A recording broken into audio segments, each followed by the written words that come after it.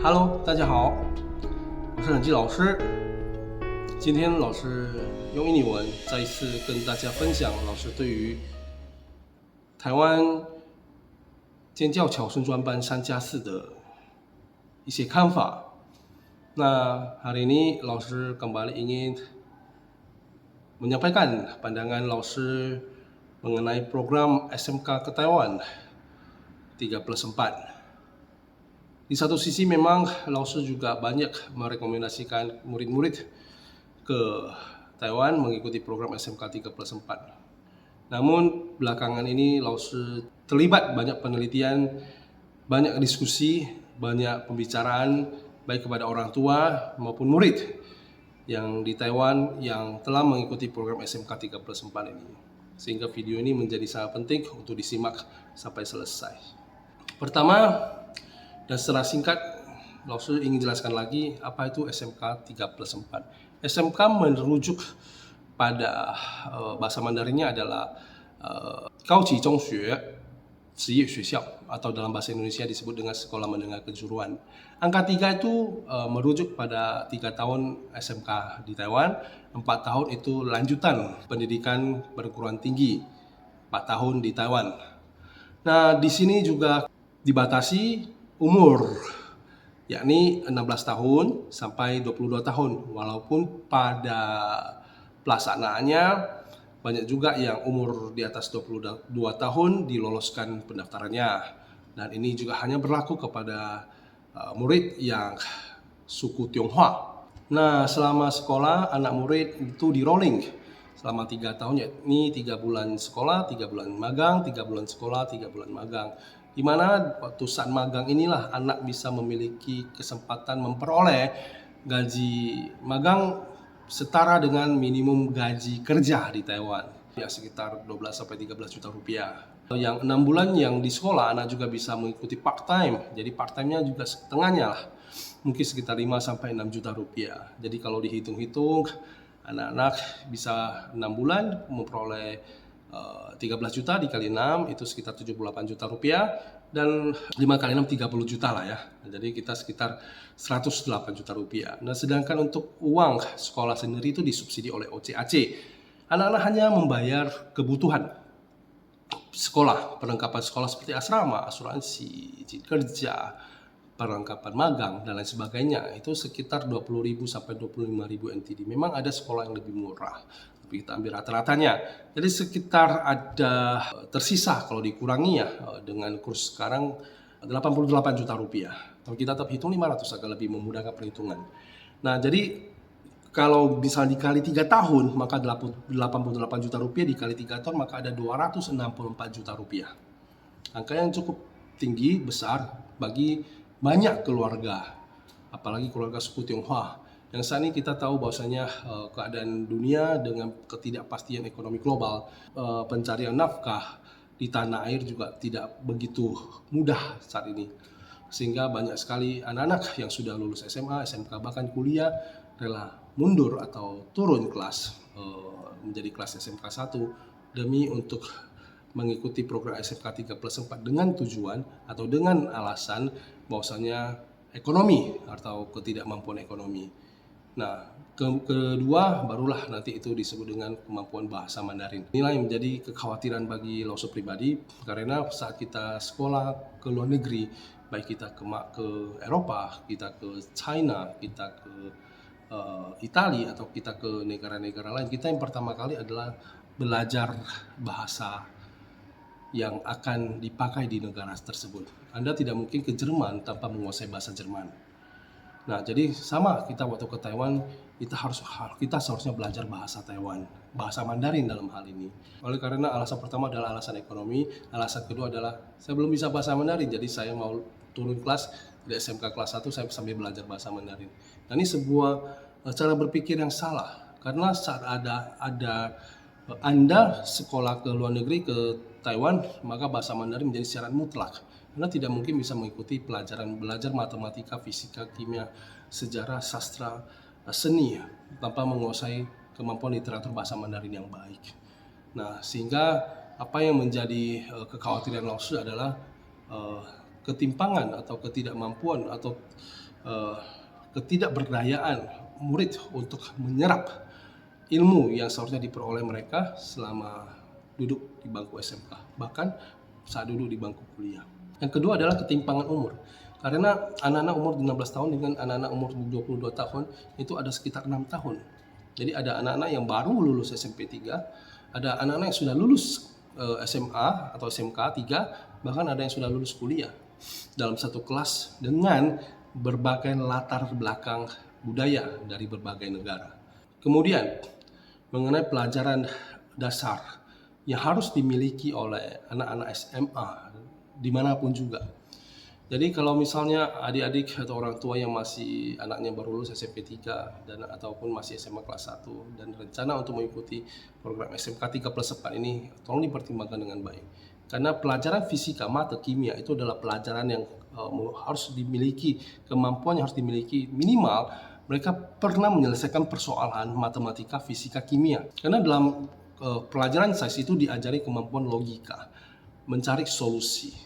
Dan solving problems itu berada di pelajaran sains. Anda tidak harus menjadi seorang ilmuwan untuk pintar matematika. Tidak, tapi kemampuan untuk menyelesaikan masalah, solving problems, dan kemampuan analogi logikanya di sana dipelajari. Yang kedua, kemampuan di bidang seni, sejarah, literatur.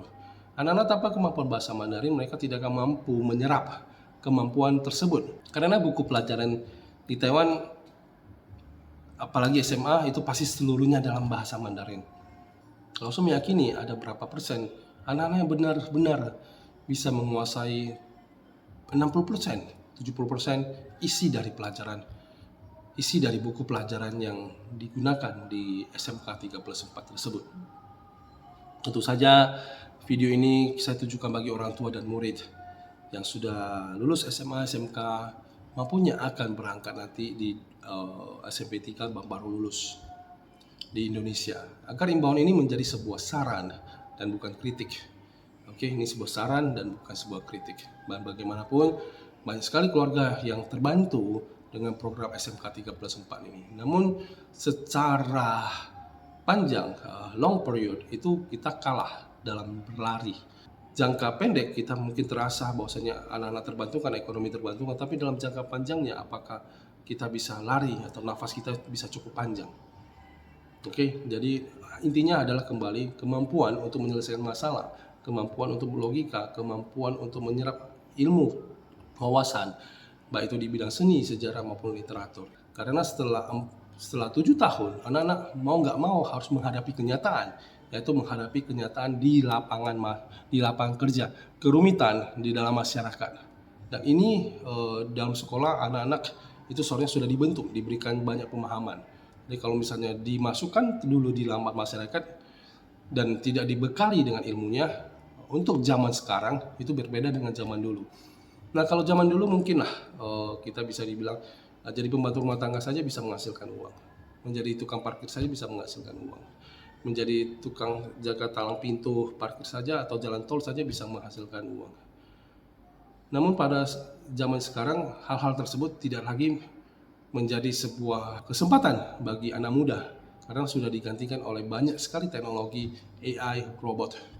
Nah, sehingga kemampuan anak-anak menyerap dan beradaptasi ilmu-ilmu baru itu penting. Sehingga ilmu-ilmu dasar yang harusnya dimiliki anak-anak itu tetap harus dipersiapkan dengan baik. Nah, kembali lagi tadi kalau SMK 3 tahun tanpa dikurangi uang saku, uang makan atau kebutuhan sehari-hari bisa saving sekitar 264 juta rupiah. Nah, selama 4 tahun lanjutan di perguruan tinggi, anak murid tidak lagi disubsidi. Yang 3+4 ini tidak lagi disubsidi uang kuliah oleh pemerintah, walaupun yang uang kuliah tersebut walaupun mengikuti biaya standar kampus nasional, yaitu sekitar 30-35 ribu NTD, namun tetap saja biaya yang akan dikeluarkan oleh murid itu akan jauh lebih besar pada saat anak duduk di kuliah daripada duduk di SMK 3 tahunnya. Nah, dibandingkan dengan anak-anak kalau misalnya sudah lulus SMK langsung kuliah. Nah, kita bandingkan dengan universitas swasta saja. Kita jangan bandingkan dengan universitas nasional supaya apple to apple.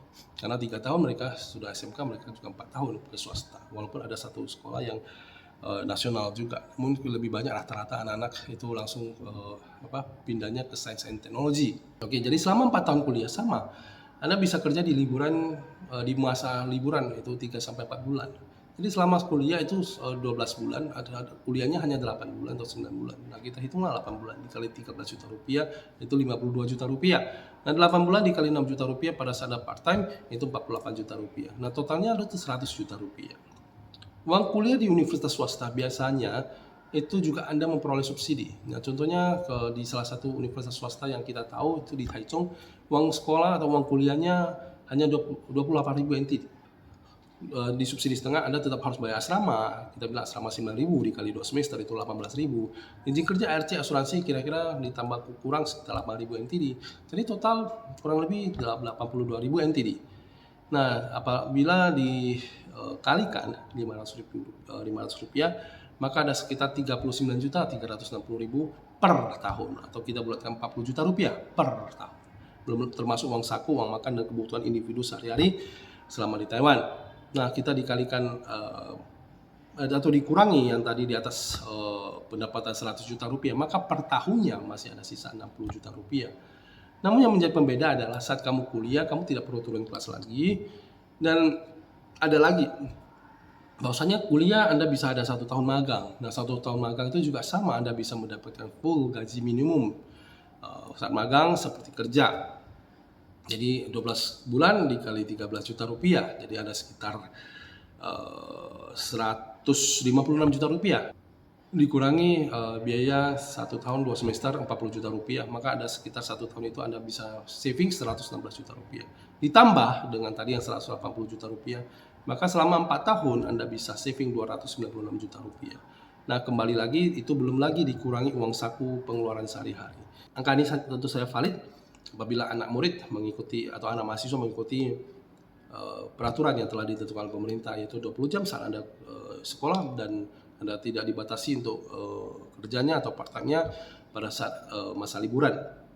Masa liburan sendiri itu biasanya ada di musim semi maupun di musim panas, itu lebih panjang. Nah, kalau seandainya Anda overtime atau tidak mengikuti peraturan pemerintah, biasanya itu kejadian paling buruknya adalah Anda di drop out karena melanggar peraturan yang sudah disepakati. Jadi kembali lagi, selama 3 tahun SMK Anda bisa memperoleh 264 juta rupiah. Selama 4 tahun Anda bisa mendapatkan 296 juta rupiah. Tentu angka 294 lebih tinggi karena SMK.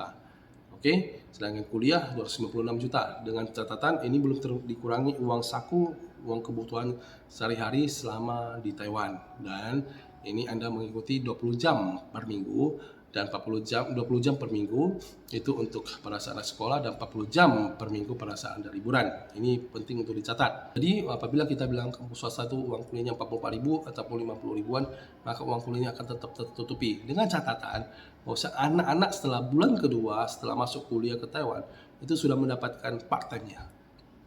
Oke, setelah mendapat izin kerja, RC, buka rekening bank, mereka sudah bisa memperoleh part-time-nya. Jadi penting sekali dalam hal ini kerjasama atau keaktifan dari kampus tersebut untuk membantu mahasiswi Indonesia yang ada kuliah di sana untuk mencarikan part-time buat mereka, atau mereka juga bisa mencari sendiri.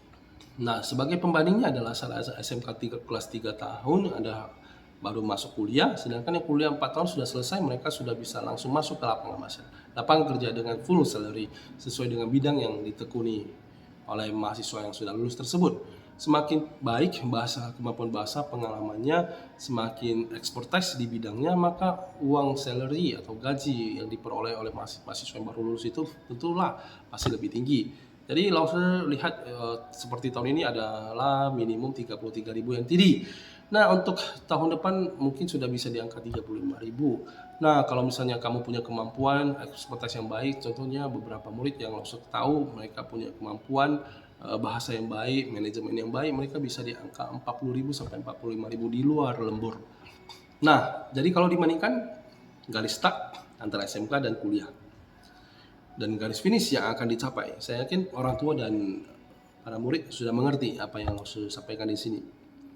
Bahwasanya kamu tidak harus turun kelas saat kamu mau sekolah ke Taiwan. Karena sekarang Indonesia bukan lagi Indonesia 10 tahun yang lalu. Kita banyak mengalami kemajuan, lompatan-lompatan di bawah pemerintahan Presiden Jokowi. Kita juga dalam beberapa aspek juga sudah melampaui Taiwan sebenarnya. Walaupun kita harus akui dalam segi pendidikan mungkin kita masih 10 tahun di belakangnya. Oleh karena itu kita ke Taiwan itu menuntut ilmu, bukan mencari uang. Oke, kita menuntut ilmunya. Nah, kita harus berpikir dan bertindak sebagai bangsa yang besar. Anda tidak memiliki uang atau kuliah bukan hal yang salah untuk memilih SMK 3+4. Namun kembali lagi berpikir, Anda memiliki opsi untuk kuliah. Oke, Anda memiliki opsi untuk kuliah.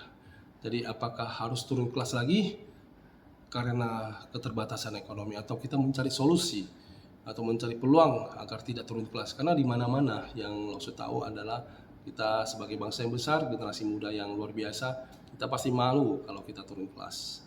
Yang kedua adalah kemampuan bahasa Mandarin. Itu seharusnya tidak menjadi sebuah alasan Anda turun kelas ke SMK karena tidak memiliki bahasa Mandarin yang baik. Itu salah, itu sama sekali salah. Anda harus memiliki kemampuan bahasa Mandarin walaupun Anda masuk SMK 3+4. Wajib memiliki kemampuan bahasa Mandarin. Jadi kalau misalnya ada orang yang mengatakan sama Anda tidak perlu bahasa Mandarin untuk sekolah ke Taiwan, hati-hati. Hati-hati. Oke, Anda mau di sana sekolah atau mau dijadikan TKI secara tidak langsung. Paham ya? Anda jadi TKI pun harus dibekali kemampuan bahasa Mandarin.